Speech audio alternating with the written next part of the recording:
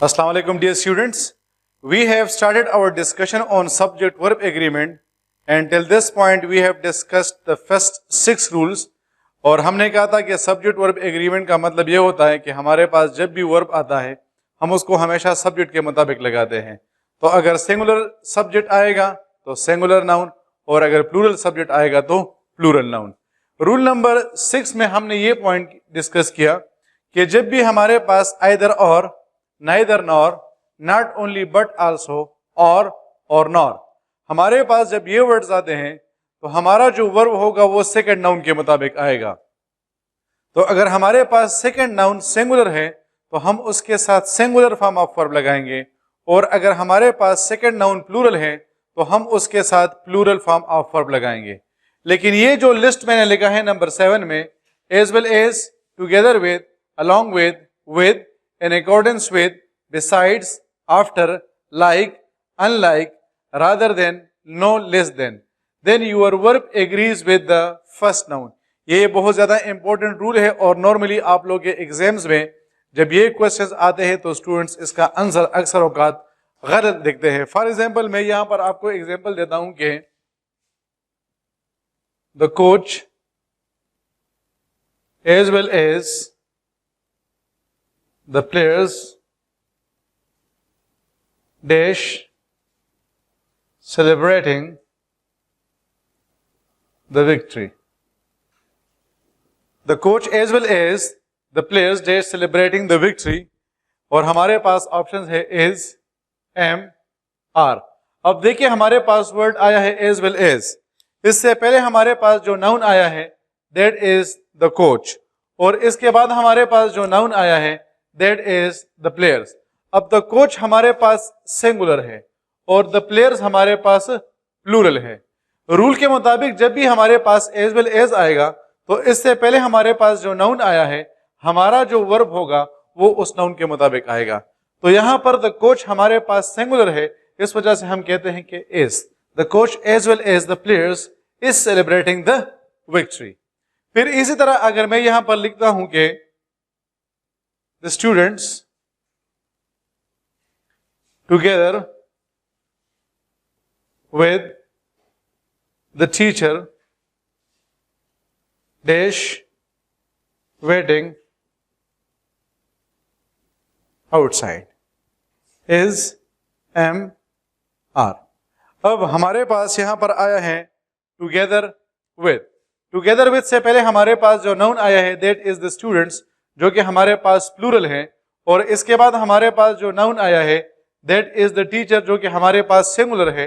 लेकिन जब भी हमारे पास वर्ड टुगेदर विद आएगा तो हमारा जो वर्ब आएगा वो पहले नाउन के मुताबिक आएगा। यहां पर द स्टूडेंट्स हमारे पास फर्स्ट नाउन है और ये हमारे पास प्लूरल है, इस वजह से हम कहेंगे are. The students together with the teacher are waiting outside. फिर नेक्स्ट अगर हम नेक्स्ट वर्ड को हम देखते हैं that is along with. For example मैं कहता हूं कि Zahid along with his friends dash enjoying the party. और हमारे पास यहां पर ऑप्शंस में आ जाए वाज और दूसरा हमारे पास आ जाए वर। तो यहां पर हमारे पास आया है अलोंग विद हमारे पास जब भी आएगा तो हमने फर्स्ट नाउन को देखना है। फर्स्ट नाउन यहां पर हमारे पास सिंगुलर है, इस वजह से हम यहां पर लगा लेंगे was. Zahid along with his friends was enjoying the party. फिर अगर हम फॉर एग्जाम्पल मैं कहता हूं कि the subjects besides the topics dash interesting। अब हमारे पास यहां पर besides आया है तो besides से पहले हमारे पास यहां पर जो वर्ड आया है that is the subjects जो कि हमारे पास प्लूरल है, तो यहां पर मैं लगा लूंगा are interesting। The subjects beside the topics are interesting। मैं इस तरह कहता हूं कि he in accordance with the rules dash working hard। अब हमारे पास इन अकॉर्डेंस विद आया है, इससे पहले हमारे पास ही आया है, ही हमारे पास सिंगुलर है, इस वजह से हम यहां पर लगा लेंगे is working hard. He in accordance with the rules is working hard. Similarly अगर मैं कहता हूं कि the ministers like the leader dash, हम कह सकते हैं कि honest, the ministers like the leader dash honest. यहां पर हमारे पास वर्ड लाइक आया है, लाइक से पहले हमारे पास मिनिस्टर्स आया है, मिनिस्टर्स हमारे पास प्लूरल है, तो यहां पर हम लगा लेंगे और ऑनेस्ट। इसी तरह अगर मैं यहां पर एक और एग्जांपल, लास्ट एग्जांपल इसी रूल के मुताबिक आपको दूं, तो हमारे पास आ जाएगा कि the children unlike their parents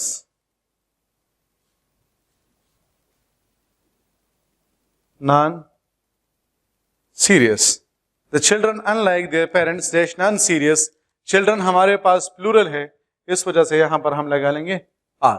तो होपफुली अब रूल नंबर 7 में आप लोगों के लिए किसी किस्म की कंफ्यूजन नहीं होनी चाहिए।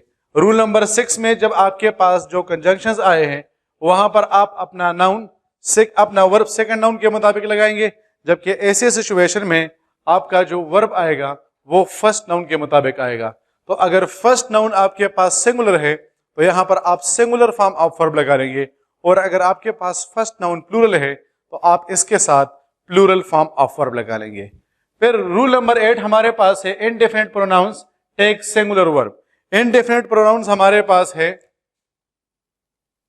someone, somebody, something, anybody, sorry यहां पर लिखते हैं anyone, anybody, anything, everyone, everybody, everything,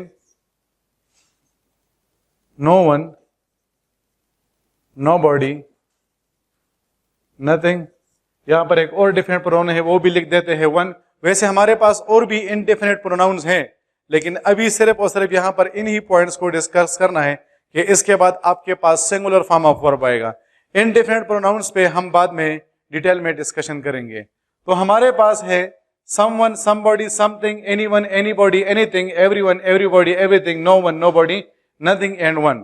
तो ये आपके पास indefinite pronouns हैं, और indefinite pronouns जब भी आपके पास आएंगे आप हमेशा इसके बाद singular form of verb लगाएंगे। फॉर एग्जाम्पल मैं यहां पर अगर लिखूं someone dash coming, और हमारे पास ऑप्शन आ जाए is, am, are, तो अब हमारे पास someone क्या है, ये हमारे पास indefinite pronoun है, इस वजह से इसके बाद आएगा someone is coming। इसी तरह अगर मैं कहूं कि no one dash creating disturbance, और यहां पर मैं लिखूं was और were, तो no one चूंकि हमारे पास indefinite pronoun है इस वजह से इसके बाद सिंगुलर फॉर्म ऑफ वर्ब आएगा, तो यहां पर हम लगा लेंगे no one was creating disturbance. अच्छा, आप लोग जो है वो इनडेफिनिट प्रोनाउन के बारे में ये भी एक पॉइंट है जिसको याद रखें, क्योंकि अक्सर औकात पर एग्जाम में ये पॉइंट आपके पास आ जाता है और आप इसमें गलती कर लेते हैं। आपके पास जितने भी इनडेफिनिट प्रोनाउंस हैं आप देख सकते हैं कि इसमें आपके पास स्पेस नहीं है।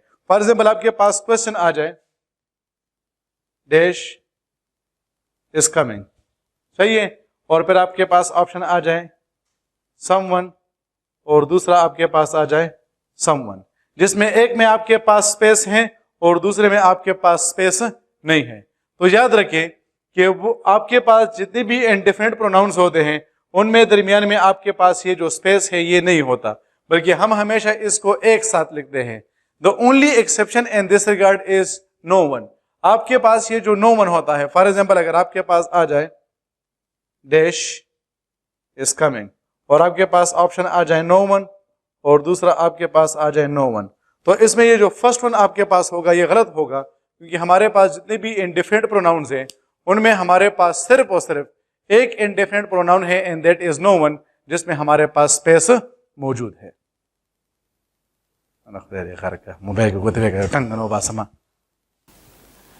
सब्जेक्ट वर्ब एग्रीमेंट में नेक्स्ट हमारे पास जो रूल आता है that is paired nouns take plural verb. Paired nouns हमारे पास वो नाउन्स होते हैं जिसमें हम हमेशा दो चीज़ों को एक साथ इस्तेमाल करते हैं। यानी फॉर एग्जांपल हम एग्जांपल लेते हैं सिजर्स की। अब सिजर जिसको हम उर्दू में कैंची कहते हैं, उनमें हमारे पास दो पार्ट्स होते हैं और उन दोनों पार्ट्स को हम एक साथ यूज़ करते हैं। या आपके पास आ जाए शूज़, या आपके पास आ जाए स्पेक्टिकल्स, या इस तरह अगर आपके पास जो है वो आ जाए ट्राउजर्स, पाजामास, तो ऐसे नाउन्स को हम कहते हैं पेयर्ड नाउन्स। और याद रखें कि पेयर्ड नाउन्स हमेशा प्लूरल फॉर्म ऑफ वर्ब को यूटिलाइज करता है। फॉर एग्जांपल अगर मैं यहां पर कहूं कि माई स्पेक्टिकल्स डैश न्यू,